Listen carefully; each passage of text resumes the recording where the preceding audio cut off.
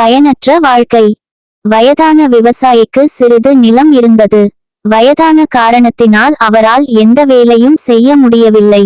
வீட்டில் பேசாமல் உட்கார்ந்து கொண்டிருந்தார். அந்த விவசாயிக்கு ஒரு மகன் இருந்தான். அவன் நிலத்தில் வேலை செய்து விட்டு வந்து தனது தந்தையை பார்த்தான். தந்தை ஒரே இடத்திலேயே உட்கார்ந்து கொண்டிருந்தார்.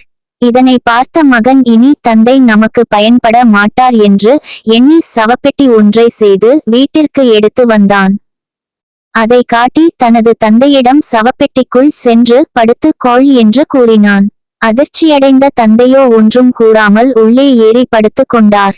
என்னை கொண்டு போய் எரிந்து விடப்போகிறாய் என்று தெரியும், அதற்கு முன்னதாக உனக்கு ஒன்று கூறிக்கொள்ள ஆசைப்படுகிறேன் என்று வயதான தந்தை தனது மகனை பார்த்து கேட்டார். உடனே மகன் வெறுப்புடன் என்ன கூற வேண்டும் என்று கேட்டான். என்னோடு சேர்த்து இந்த சவப்பெட்டியையும் எரிந்து விடாதே, இதை பத்திரமாக வைத்துக்கொள், ஏனெனில் உனது மகனுக்கு இது உதவியாக இருக்கும் என்று கூறினார் அந்த வயதான தகப்பனார். கருத்து: முற்பகல் செய்யின் பிற்பகல் விளையும்.